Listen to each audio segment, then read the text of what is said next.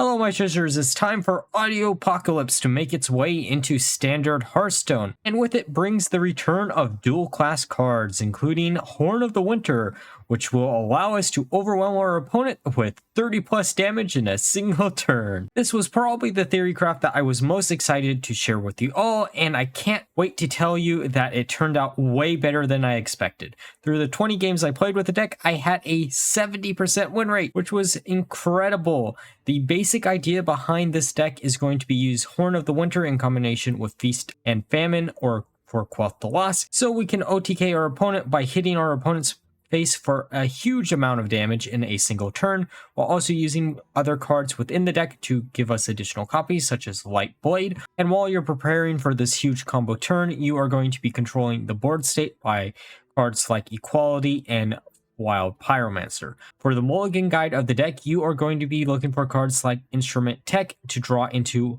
Horn of the Windlord, of course. You're going to be looking for a combination of Wild Pyromancer and Equality or Holy Mackerel to have some type of AoE board clear. Outside of this, you're going to be looking for draw power cards such as Service Bell or Hand of a Duel. And you're also going to be looking for early game minions, which is basically any minion in this deck that isn't named Queen of Jara. Now, with that all being said, let's look at some games. Oh, Priest. If this isn't Shadow, this is probably one of our worst matchups. And this opener, okay, this opener doesn't look too bad now that I'm looking at it. Probably getting rid of Poor Quell the Loss, and Holy Mackerel probably is something that we wanted to keep. It doesn't matter, we're going to mulligan in the second copy anyways. I'm assuming this is going to be Control Priest. Control Priest is historically the deck, at least in testing, that this deck struggled the most against because they have so much healing and it's so hard to sometimes get above the 30 damage breakpoint. However, we can in theory get above that. It just requires us to generate random copies here and there or just doing enough damage before we can actually pull off the combo. I see you've brought guests.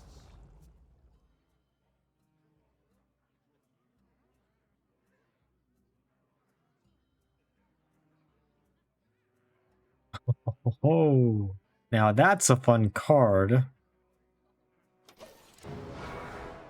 Okay, let's draw a weapon. This does give them some knowledge if they do use identity theft this turn. Hopefully they won't.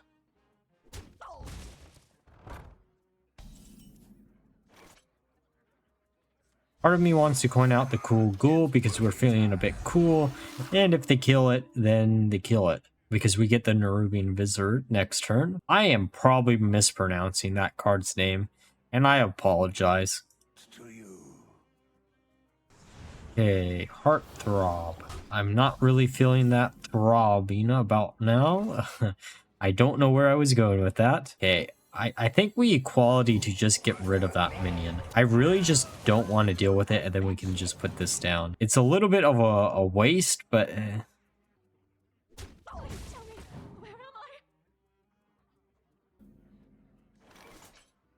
I think we're just going to go face. I don't really necessarily like going face here, but we do need to get some damage on a line just in case we can't pull off the combo.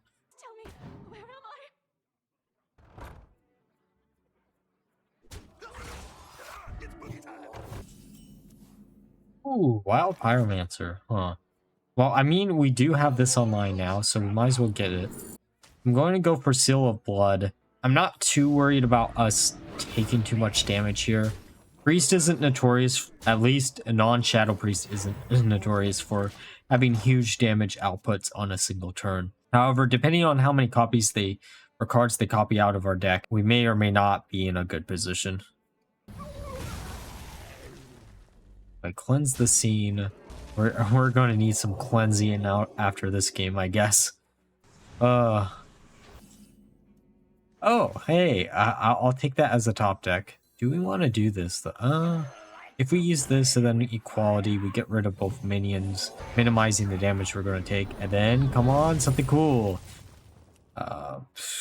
Order in the Court technically is funny, but Sunwell is usually the better option. I guess Equality could have also worked too. Okay, we have Queen of Jara. We do have the Holy Mackerel to actually trigger the Queen of Jara almost instantly, so...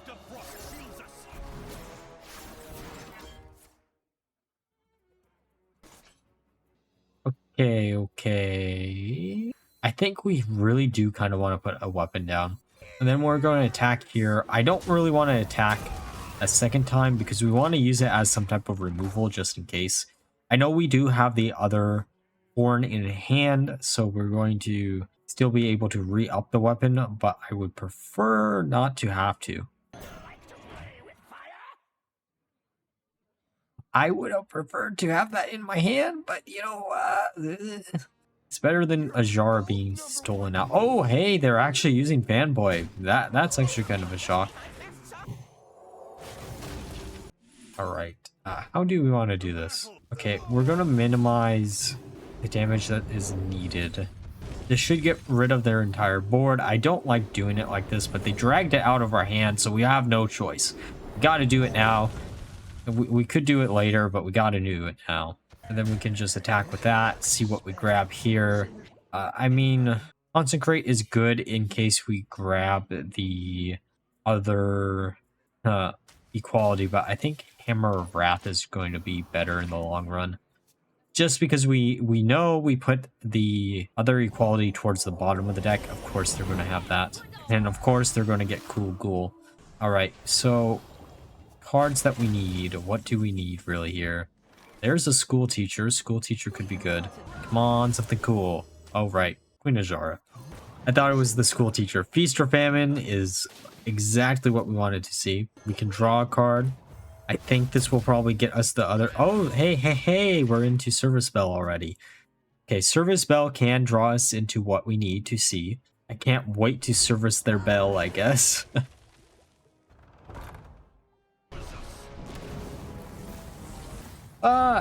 This is the exact reason we set up the board, how we set the board up. Okay, Service Bell, come on, something cool. 4 Quoth the Lost draws us both of the copies. Could use Service Bell number 2. I think we're going to do this. I know this is technically not the best solution. This gets rid of their minion, and then we can hit their face for 6 while also healing up for 9. I kind of want to use the second horn because from here we should be fine. We got combo in hand. Well, I mean, not exact combo, but like the light blade combo we got in hand. We have to pull it off. Okay, they're at 30 HP, so we have +8 on our weapon. Actually, no, we don't have +8. We oh, we have +12. Let's go. I almost missed it. Come on, just keep on buffing. Come on. And we're up to 15 attack, which means we got the lethal. Let's go. Worst matchup achieved. All right, time for a game against Warrior. Let's see what they have in store for us today. Oh, this opening hand does not look that good. I'm going to keep one of the Horn of the Winters and for Quoth the Lost, though, to be honest, keeping both of them probably is a mistake because we can actually get Service Spell in order to draw into for Quoth the Lost. This opener looks way worse than what we began with, but hopefully we can make some good plays here. Oh, it probably is going to be controls, so we're going to have to rely on trying to get them low enough before they gain enough armor in order to... Oh, that's actually kind of interesting. It doesn't do anything right now. As long as we don't draw into the other Horn of the Windlord, we should be fine, right? Perfect. All right, let's just draw the second one here. Then we can buff this up next turn and draw an additional card. I do wish we did have another undead minion, though. Oh, Fizzle. Oh, that's interesting. I don't know exactly why you'd be running that there, but I won't second guess. Now, we have a few options. We could coin out Cool Ghoul or just do this. Oh, perfect. Actually, let's just do it like this.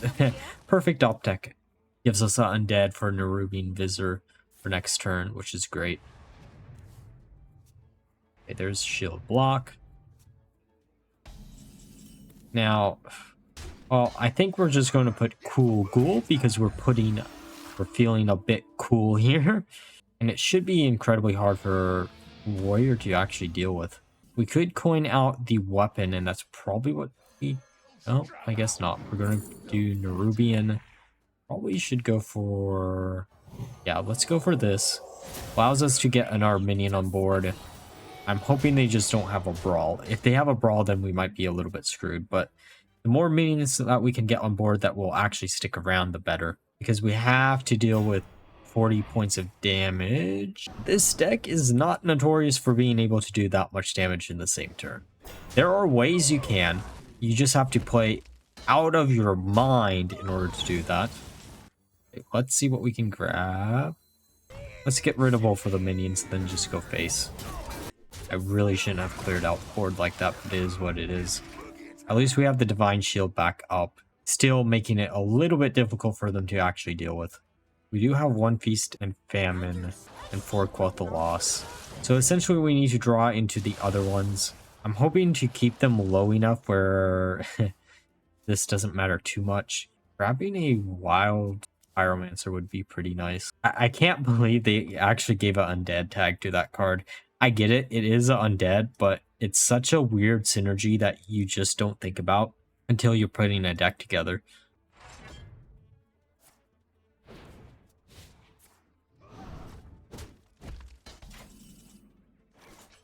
Alright, so there's the second for Quoth the Loss. Let's see if we can generate something cool here. Let's go with Sunwell, because it is our best option. We have 4 mana still. Oh, that's actually pretty nice. And we could draw a card, I guess. School Teacher doesn't really do much. Let's just put down the weapon tech. I know it doesn't do anything. We're just putting it down to have a body, A, on board, and B, I mean, if you're going to waste your turn like that, perfect. Right, we have to do 40 damage, Feast or Famine. Okay. So how much damage do we have on board / in our hand? We have Feast or Famine times 2, which puts us up to 9, which is 18. Or Quoth the Loss puts us up to... Math. 26. Then we can buff those up. I was speaking about how we can't do 40 plus damage in a single turn, but I guess we can. It's going to charge right in. Oh no, it looks like we're missing 3 damage, but oh wait, we got it. Alright, time for a game against Rogue. Let's see if they have anything fun in store for us. I really do want to try out my Elite Tauren Champion Rogue deck. That may or may not be tomorrow's stream, or later today's stream, I guess. There's a few theory crafts that I really want to test out. That's one of them. Thaddeus Priest is, Thaddeus Priest. Thaddeus Mage is another one. Okay, what are they going to point out here? Oh, it's secrets. Interesting. I think, ironically enough, Secret Rogue, I don't know, it depends on how you're building Secret Rogue. It still has the issue that you don't really have a win condition, though that's what the theory craft was supposed to solve. I think we're just going to go face, because I've come to the conclusion after testing this deck a bunch, we are kind of like an aggro deck, even though we're a combo deck. At least for 90% of the game, we're aggro, and then the last turn, the one that actually matters, we're combo. So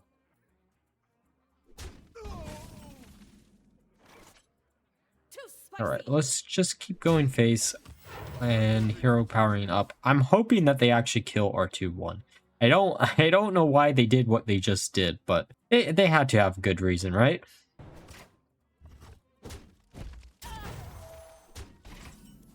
Okay. Oh, Hand of the Duel actually is kind of interesting. We don't have enough mana. They finally killed our minion, which is great for us. Oh, Service Spell. Come on, service the... Oh, we should have grabbed Service Spell there too. But it's fine. Grabbing Feast or Famine is not the worst option. I just got a little tunnel vision on the combo here, I think.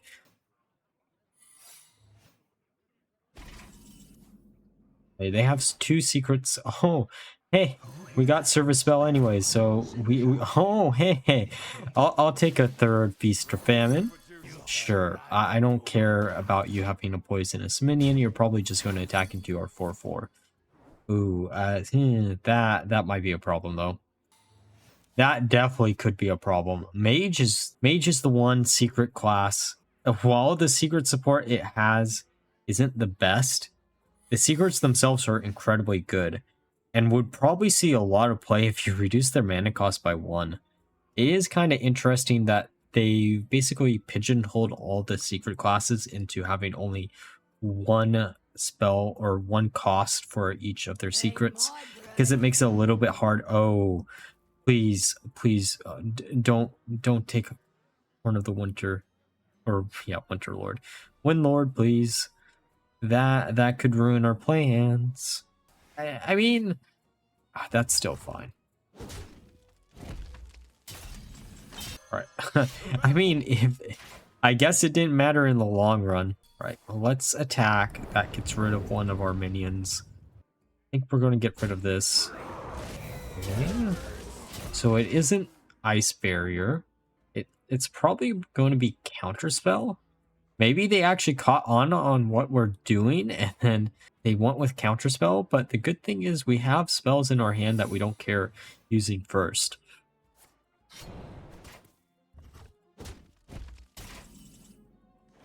All right, let's test for objection. Okay, so it is an objection. I really shouldn't have used Hand of a Duel. Actually, no. Keeping Equalize in the hand is probably safe bet. Oh, it's going to get real horny in here next turn. Okay, let's see how we can make this work. We're only at 15.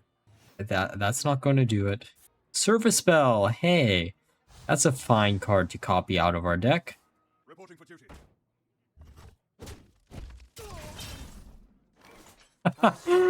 Let's go. Oh man, couldn't think of a better top deck there. I don't mean to toot my own horn, but I think this deck is actually pretty good. All right, let's get rid of everything here. I think our goal for today is to try to go for 3 hours instead of 2, by the way. So we got another like 45 minutes left, or 40-ish minutes left.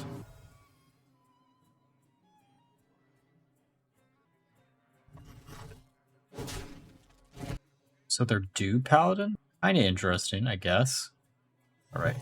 Let's let them keep their dudes on board and then just go face. Because we can easily deal with them pretty quickly with Wild Pyromancer. Maybe not as easily now with Wild Pyromancer. Probably should have just cleared out the board, to be honest. It's whatever, I guess. Horn number 2.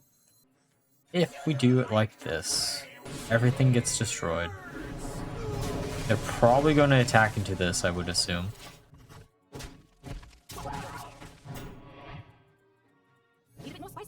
Okay, so let's use this. Grab both the losses. Next turn we can Horn of the Winter or Windlord, slam this, then slam their face. Also depends on what they place down, but yeah. Reporting for duty. Reporting for duty. Reporting for duty.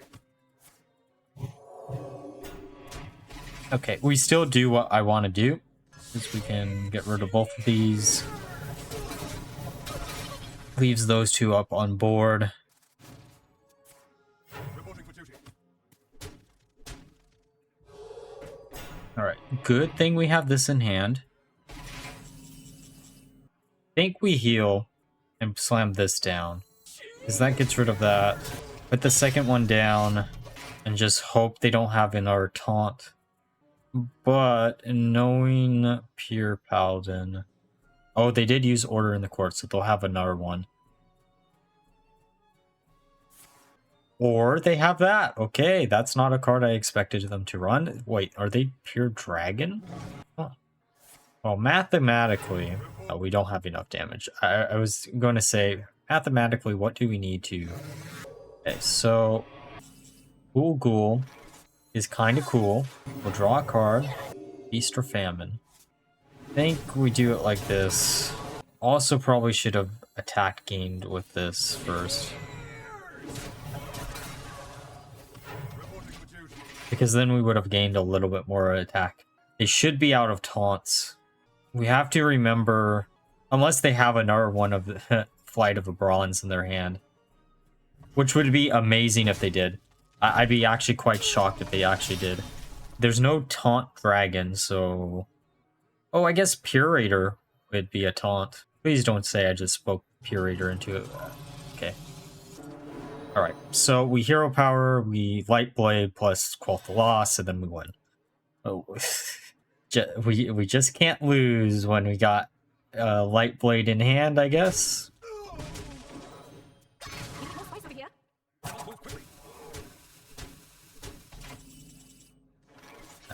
Math. Or Colossal Loss. The fact that this is like 8 damage just for free is great. Alright, now that we're through the games, let's discuss my final thoughts of the deck. So overall, this deck shocked me of how well it performed. For a day 1 theory craft, it had a 70% win rate, which was much higher than I expected. I expected this deck to either be really good or really bad, depending on how the combo actually went.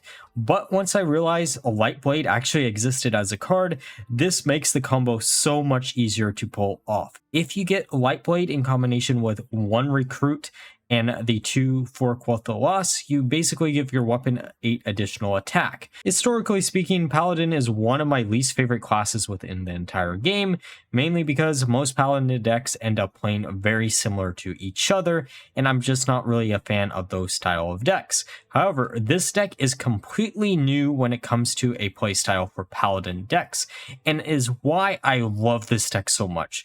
It's such a unique deck for Paladin and is so good. It's honestly one of the easiest recommendations that I could make for day 1, especially given the fact that the only 2 new cards in the deck are a common and a rare, thus allowing you to run the deck on a budget. With that being said, if you enjoyed the video, please leave a like, comment, subscribe. Until next time, and bye-bye.